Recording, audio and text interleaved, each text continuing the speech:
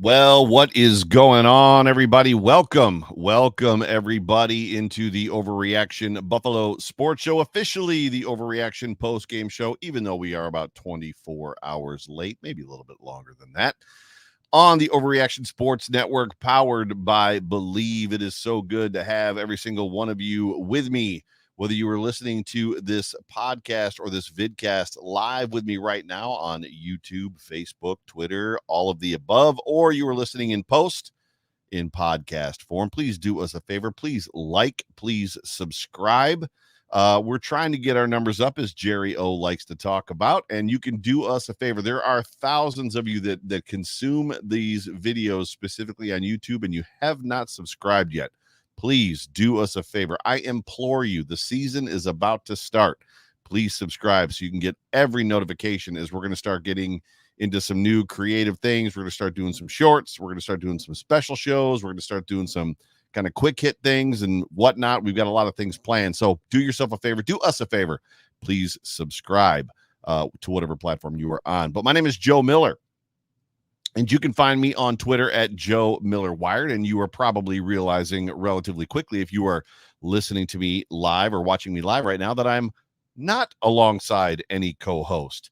My co-host, John and Jerry, former Buffalo Bills, John Fina and Jerry Ostrowski, are in the 716. And if you also are watching me live, you may have noticed that I am no longer at the lake. I have returned to the home studio. So I am back into familiar territory with 3 screens in front of me. I've got the backdrop. I've got the correct microphone. Everything feels right with the world except, we got a Bills game that we're going to talk about. Everything is right with the world except I don't have my 2 co-hosts. They are, otherwise, what's the word? They've got things going on during the recording of the show. They could not join me, so I apologize that they are not with us. But I'm going to take just a little bit of your time, and we're going to talk about this football game between the Buffalo Bills and the Chicago Bears. But before I do, as I always like to say, whether this podcast finds you around a cup of coffee, at the gym with your AirPods in on the drive to work, or watching me live right now, let me just say one more time before we get into this thing that I know some of you are very upset about. Welcome. It is good to have you with me. We're going to talk about it. How are we feeling? That's what we're going to talk about, Bills Mafia fam. How are we feeling? A couple hours removed from this football game.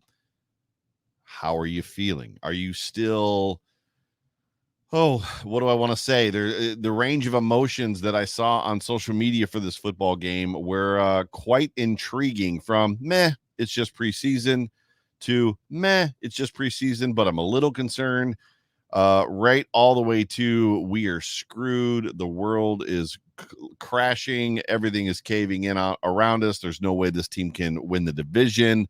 This team is not going to win 10 football games. The amount of things that I have seen in reaction to what we witnessed here in Orchard Park on Saturday afternoon is quite incredible.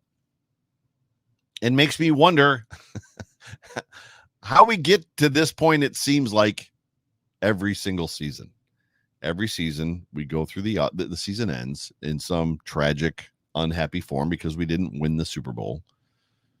And then we get into all the off-season stuff. We get into guys leaving and free agency signing in the NFL draft, and we get into mini camps and OTAs, and we get into the dead period that is the month of June. Then we get into training camp, and everybody gets really excited because they hear the beat reporters pining on about how great Josh Allen looks, and how great Keon Coleman looks, and how great all these Curtis Samuel and Ray Davis and James Cook and all these guys. The defense is looking so good. Everybody's looking amazing, and Bills Mafia gets so incredibly excited for the first preseason game. And then the Bills come out and they lay a giant egg, and the world is falling. Rinse and repeat. I saw a couple people post on Twitter, if ever there was a preseason game, that was one. And I'm almost 1,000% sure that I said that very same thing on one of these post-game shows last season. If there ever was a preseason game. That was one. But how are you feeling? I'm going to ask you again. If you are, the walls are closing in, if the ceiling is coming down, if you were the worst of whatever feelings you were at yesterday during this football game, how are you feeling now? With a little bit of time having escaped and having read some beat reporters and just journalist comments about this game, the good things and the bad things, and after hearing the post-game pressers and everything else, are you feeling better? I guess that's my question. Are you feeling better? Because if you're not feeling better, it is my hope to help you feel a little better. As much as this is the Overreaction Sports Network and this is the Overreaction Postgame Show, this is not, and I'll say it again, this is not, not the time to overreact. But it is the preseason, and you have the right to react however you want to react. And you have the right to go to Twitter and say whatever you want to say. I think I saw one thing that Josh Allen was benched after a 33-6 rout from the Chicago Bears, or benched in favor of Mitch Trubisky. And I don't know if that was just a joke, if it was meant to be parodied or what, but it was funny. It wasn't true, but it was funny. I just want you to do me a favor. If you're okay with this, if you're listening to me or watching me live right now and you're like, Joe, it's preseason, I'm good, then you're going to yes and amen most of the things that I say. But if you are of the inclination that the walls are caving in, please do me a favor and just be open. Just be open to letting me talk some reasoning into you. Let me talk some rationality back into you.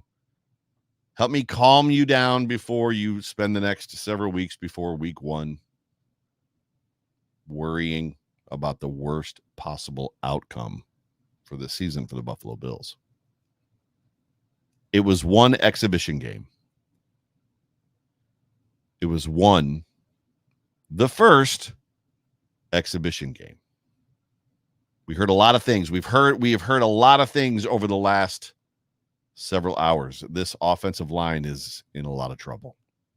This offensive line, they can't run block, they can't pass protect. I mean, did you see how many times the backup quarterbacks got sacked? This offensive line is in a lot of, the play callers, the play calling was horrible, both on offense and the play. We can't win any football games with these two play callers. It's awful. These guys are terrible. Keon Coleman can't get separation. That's the thing that I noticed. He can't get separation. And if Keon Coleman can't get separation in a preseason game, what are we doing here? We got the wrong guy. Damar Hamlin sucks. I think I saw that a couple times. Oh, Damar Hamlin, if he's the guy, then we're in a lot of trouble because all we've heard is how good he is in camp. And guess what? He was not good in this game. Rinse and repeat, right? How many other things have you read, have you heard, whatnot, in regards to that football game and all the ways that we are? McDermott, this is so typical Sean McDermott. Oh, it's going to be another year of Sean McDermott making the same mistakes as head coach that he's always made. Why don't we fire this guy?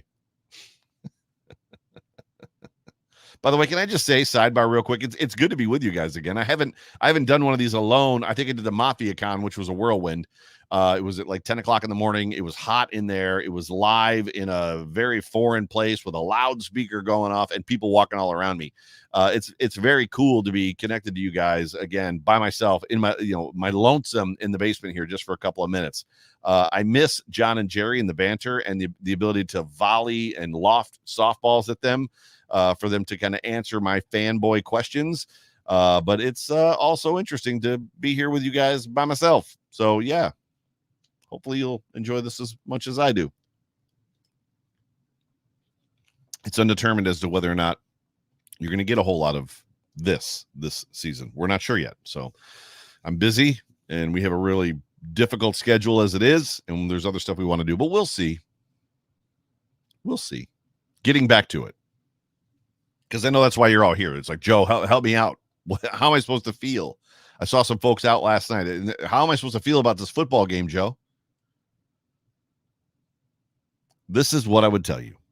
And this is what I said last night to people that I saw out after the football game. The Buffalo Bills did not game plan for that contest on Saturday. They did not game plan for that game against the Bears. And you are beginning to realize, or should have already realized, and if not, you just got a stone cold realization of how important game planning is when it comes to playing football games, especially at the professional level. In his post-game press conference, Josh Allen said there was no game plan. I think Taron Johnson said there was no game plan. It was obvious to most of us, I want to believe, that there was no game plan. We should have come to expect at this point, with a football team as good as our football team, as good as the Buffalo Bills have been for the last 4 or 5 years, that they don't game plan in preseason. They are not one of the teams that, listen to me, need to. They don't need to game plan in preseason. They're doing a different kind of evaluation than teams like the Chicago Bears are. The Bills are evaluating players on an individual basis. The Chicago Bears are trying to get ready, presumably, for what they're going to look like come week 1 and week 2. Now, yes, there's an aspect of, like, the Bills are working on what they're going to look like, but the Bills have a culture in place. The Bills have a strategy in place. The Bills have a veteran quarterback who's a top 3 quarterback in the NFL. The Bills aren't trying to push the same buttons that the Bears are trying to push. There was no game plan for this football game. And it was also the correct thing to not have a game plan for this football game, because in some ways it puts guys on a little bit of an island individually, and it shows you where they're at. The bullets are flying. They're not real season bullets, but the bullets are starting to fly. The Chicago Bears, as I just said, most likely, just with any bad football team, did in fact have a game plan. They had, whether they scouted and had a game plan for the Bills specifically, or they had a script of plays they wanted to get through, trying to discover what Caleb Williams likes, trying to discover how he's going to inter kind of fit, and what they've noticed from camp, how he feels with his offensive line, how he feels with his playmakers defensively. They're trying to build something that, quite frankly, wasn't very good last year, which is why they ended up with Caleb Williams. They need to find rhythm in this preseason early and allow that to hopefully propel them into the season. It rarely works. Rarely do the bad teams that do this every year come out in the preseason and play lights out and beat all of the good teams that play bad in the preseason and end up dominating during the season.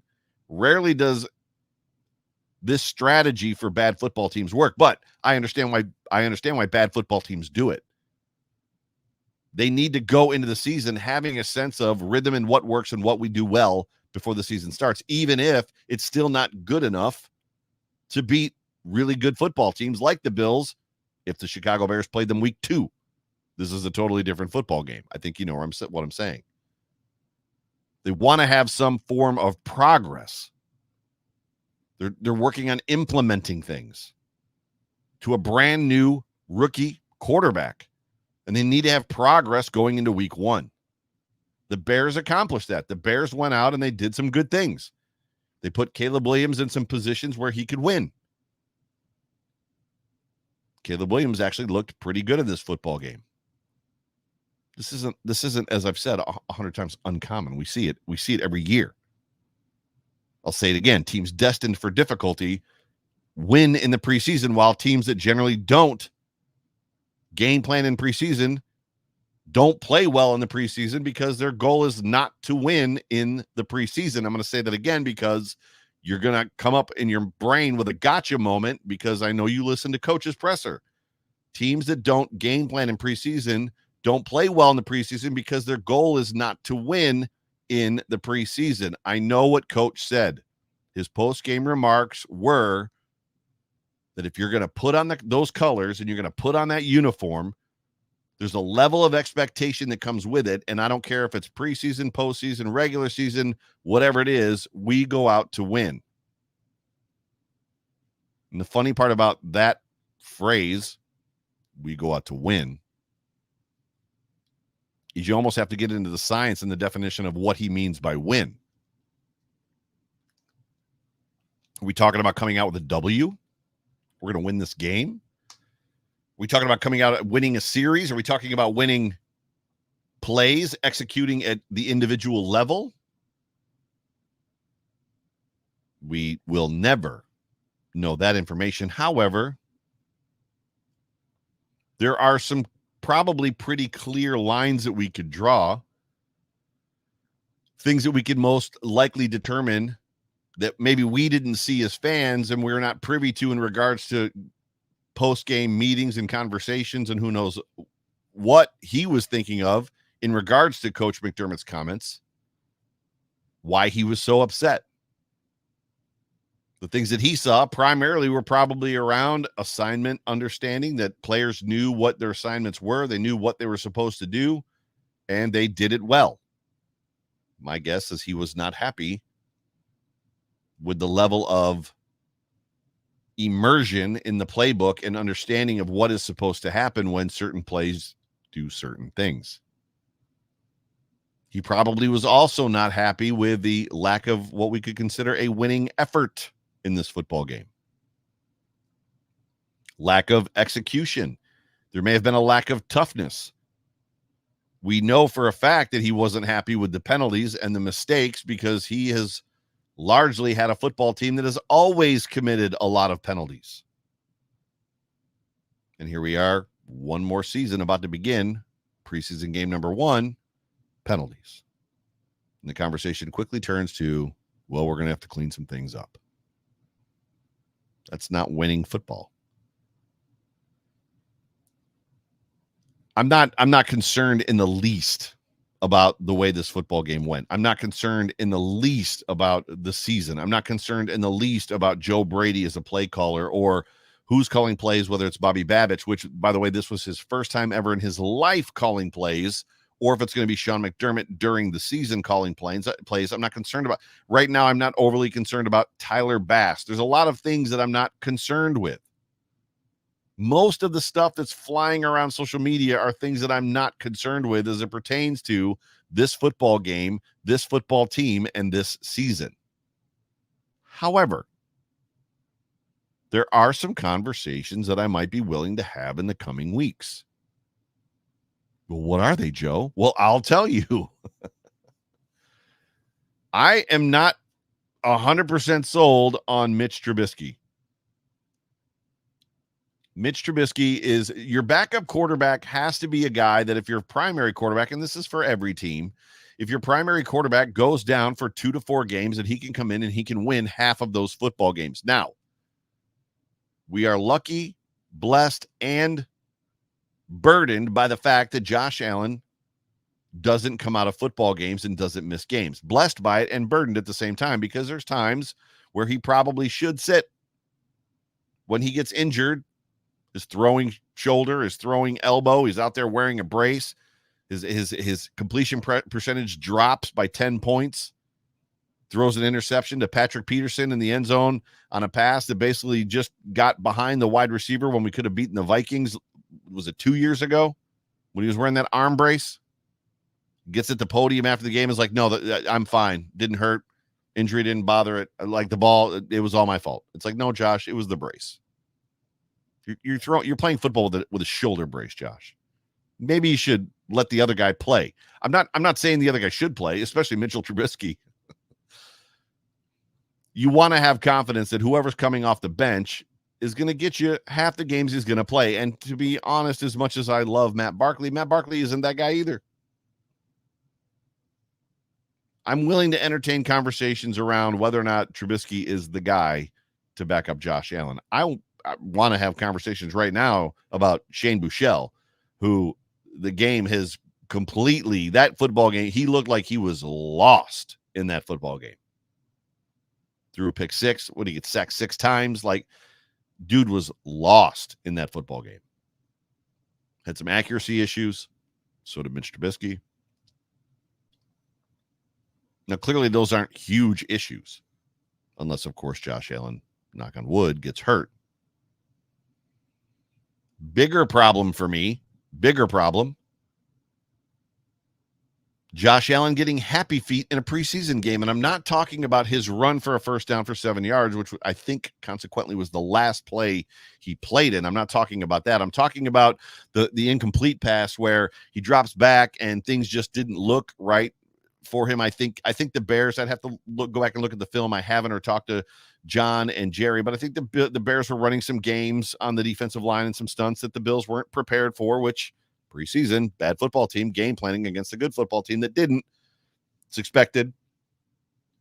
But at the end of the day, Josh Allen, the third best quarterback in the NFL, in the first exhibition game on his second or third pass attempt, shouldn't be getting happy feet if he doesn't like what he sees and is concerned. He literally should just drift back and calmly throw the ball out of bounds. Understand the situation. This is a preseason game, and the only thing that matters is not getting hurt. That concerns me a little bit. Josh's happy feet, we've talked about it on this show. Josh's happy feet when he gets anxious and doesn't trust his line has always concerned me. I'd be willing to talk about better execution in the run game. Again, the defense could have been running some games. I'm not completely sure, but I don't feel like the starting offense did a great job against the run. The starting defense didn't do a great job either, but the starting offensive line didn't do a great job. Frank Gore had, I think, he had 7 carries for 21 yards, averaged 3 yards a carry. The Bills overall in this game averaged 1.89 yards per carry. That was with Frank Gore alone averaging 3. Not great. 1.89 minus the quarterbacks. Sorry about that. Take the quarterbacks out of that number, it was like 1.89.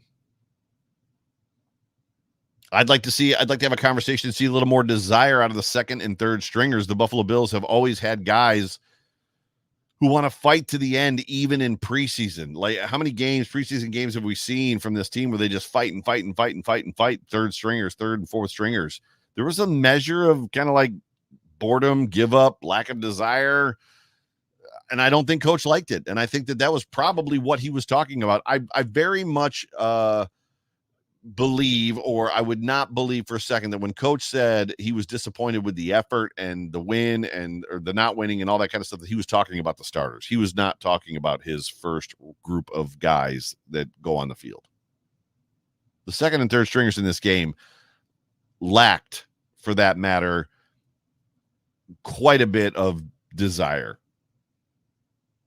Will it matter in week 1 if the third and fourth stringers who are not on this roster lack desire, lack effort, lack a winning mentality? No. I mean, more than likely, no. Part of the culture that Sean McDermott has built here in Buffalo is, the leaders push through kind of like that overwhelming hunger and thirst for winning and for dominance. They push it through to the rest of the ranks of the team. And the reality is the Bills have jettisoned many of their captains. Many of their captains that would bleed that mentality and bleed that passion are gone. And there's a lot of new faces. You've got to kind of expect that there's maybe going to be a little bit of a lull there. I also at the same time would expect that to get corrected. I bet you see a much different effort from the second, third, and fourth string players on this football team Saturday against the Steelers.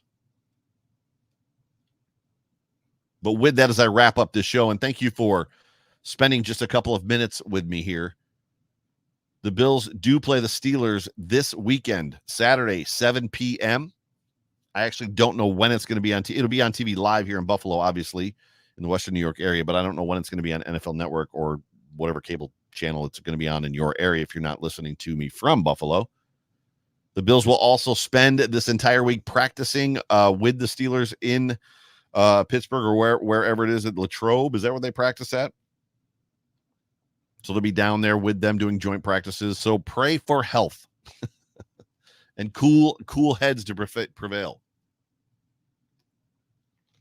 Pray that there aren't stupid fights that get guys injured on either team. Pray for health.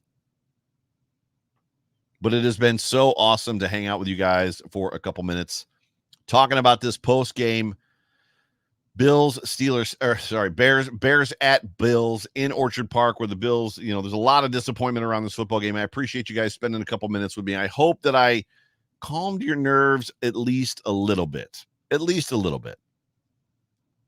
But do me a favor, stay tuned as Tuesday this week. Josh Reed, Buffalo Bills beat reporter Josh Reed, is going to join us for On the Beat. Hump Day Hotline will be back on Wednesday, and then, of course, the Big O Show on Thursday, and If the Walls Could Talk on Friday. And then we will, of course, my guess, have John and Jerry back for the Overreaction Postgame Show next week on Sunday at 8 p.m., following the Saturday Pittsburgh Steelers Buffalo Bills contest exhibition, exam number 2, as Jerry said. He called the first one exam number 1. But for me, for John, for Jerry, for all of us here at the Overreaction and on the Overreaction team, we appreciate you guys. Thank you guys so much for tuning in. I love you, and we'll talk soon. Go Bills.